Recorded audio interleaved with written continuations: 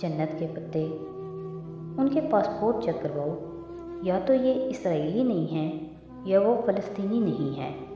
इतना इत्तेहाद और दोस्ती, तौबा है भाई। डीजे जब भी इनको साथ देखकर आती यूं ही कुड़ती रहती।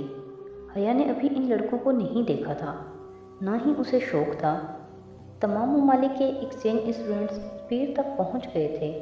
वहाँ किसी को किसी एक्सचेंज स्टूडेंट का नाम मालूम नहीं होता था।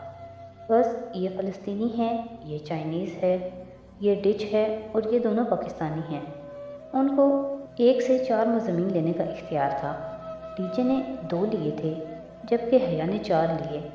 चौथे माह के इख्तिताम पे इम्तहान देने की पाबंदी थी और ये 5 माह लाजमन तुर्की में गुजारने की पाबंदी थी।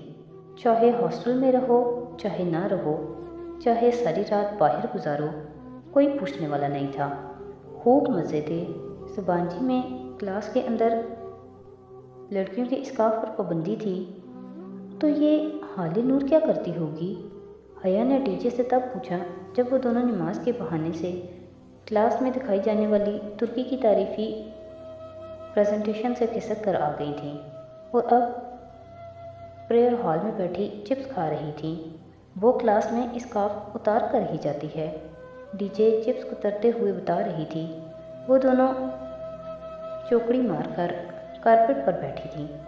एक तरफ अलमारी में कुरान और इस्लामी कुतब के नुस्खे सजे थे, तो दूसरी तरफ बहुत से स्कार्फ और स्कर्ट्स टंगे हुए थे।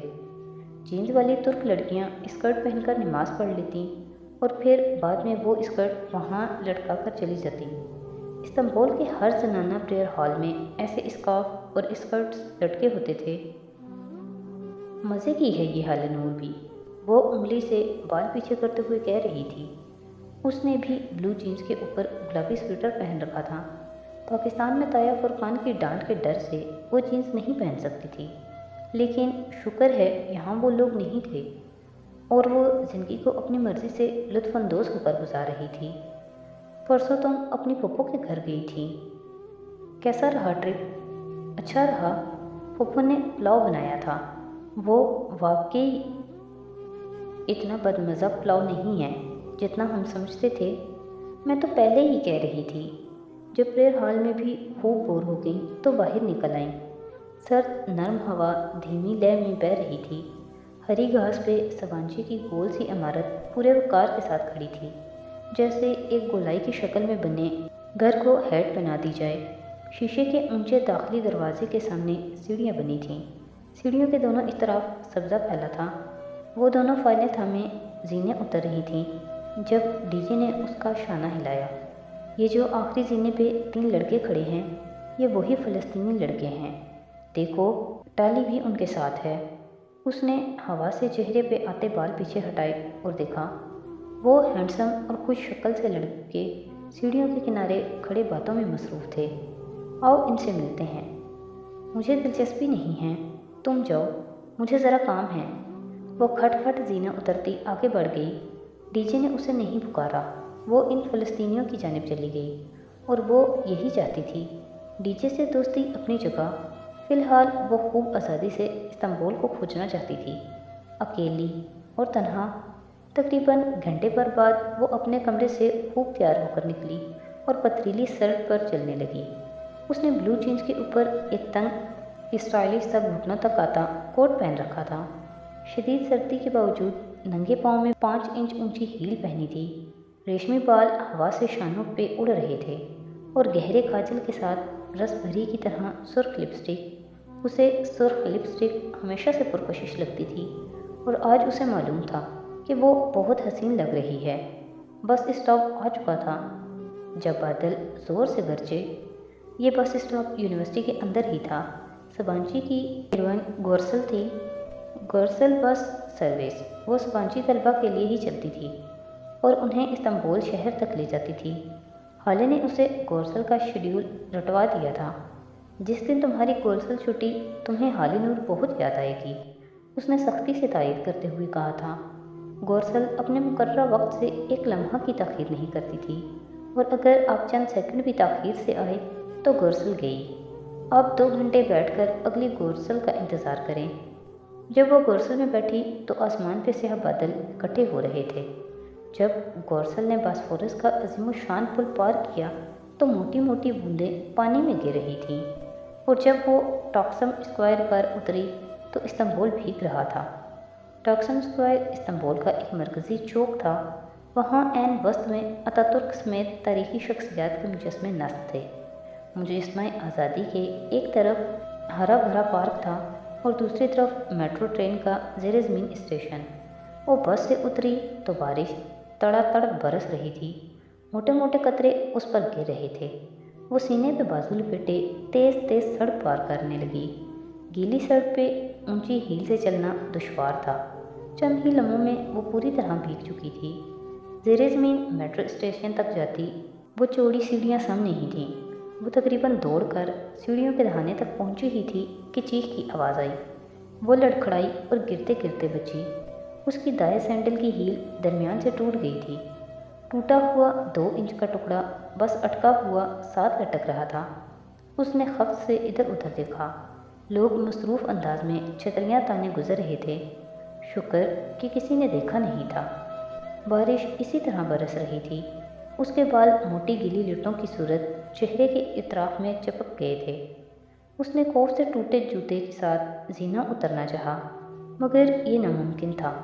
झुंझला कर वो झुकी, दोनों जूतों के स्ट्रैप्स खोले, पाँव उनमें से निकाले और जूते स्ट्रैप से पकड़कर सीधी हुई। नीचे ट्रेन के पहुंचने का शोर मच गया था। वो भागते हुए नंगे पाँव जीना उतरने लगी। मेट्रो का टिकट 1.5 लीरा का था, चाहे जिस भी स्टेशन पर उतरो।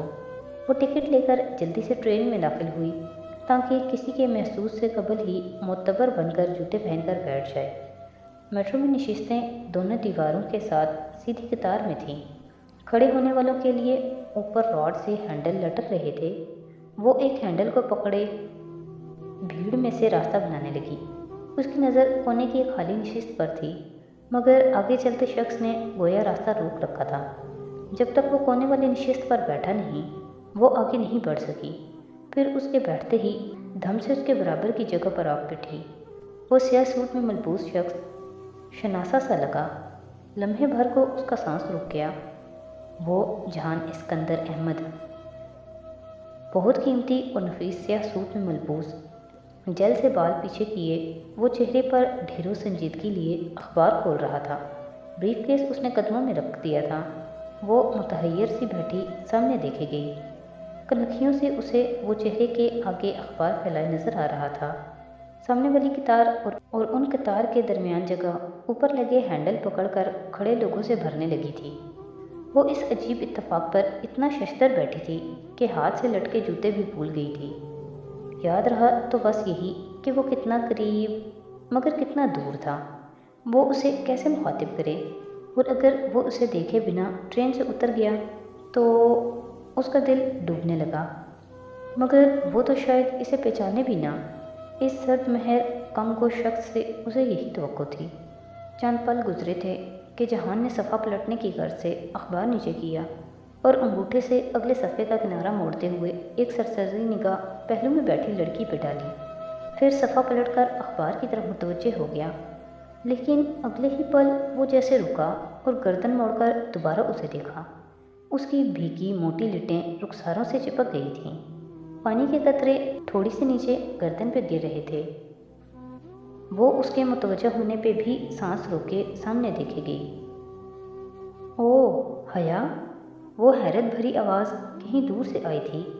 हया ने धीरे से पलकें उसकी जानिब उठाईं। काजल की लकीर मिटकर नीचे बह गई थी। तब भी इन उदास निगाहों में अजब सहर दिखता था। जहान सिकंदर, वो बदिक्कत रस्मन मुस्कुराई। हया, कैसी हो, अकेली हो? कहने के साथ जहान ने इर्द गिर्द निगाह दौड़ाई। वहाँ कोई मुसाफिर हया का हमसफ़र नहीं लग रहा था। जी अकेली हूँ। मैंने ये भी पूछा है कि कैसी हो, मुस्कुराते हुए अपनाहियत से कहते हुए वो अखबार तह करने लगा। वो जो उसके लिए हथौड़ी और मेखें नहीं रख सकता था, अब अखबार रख रहा था। या खुदा, ये वही जहान सिकंदर था। मम्मी तुम्हें याद कर रही थी। तुम फिर कब आओगी घर? अखबार एक तरफ रख कर अब वो पूरी तरह हया की जानिब मुतवज्जे था। वो यकटिक उसे देखेगी। बस शायद कुछ दिन, कहने की सही में उसे महसूस हुआ जहान की नज़रें उसके हाथ पे फिसली थीं और पेशतर इसके कि वो छुपा पाती वो देख चुका था। जूते को क्या हुआ? इतनी सर्दी में नंगे पांव बैठी हो? लाओ दिखाओ जूता। वो खफा हुआ था या फिक्रमंद, उसे सोचने का मौका ना मिल सका। जहान जूता लेने के लिए झुका तो उसने बेबसी से टूटी हील वाली सैंडल सामने की।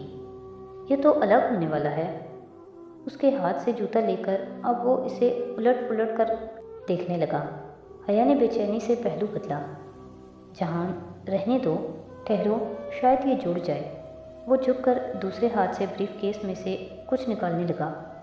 जहान, लोग देख रहे हैं, ये पकड़ो ज़रा। वो सीधा हुआ और जूता हया को थमाया, फिर हाथ में पकड़ा, टेप खोला, काफ़ी लंबा सा स्ट्रैप खोलकर दांत से काटा। हया ने जूता सामने किया। उसने एहतियात से हील के निचले लटकते हिस्से को ऊपर के साथ जोड़ा और उसके गिर्द चक्रों में टेप लगाता गया।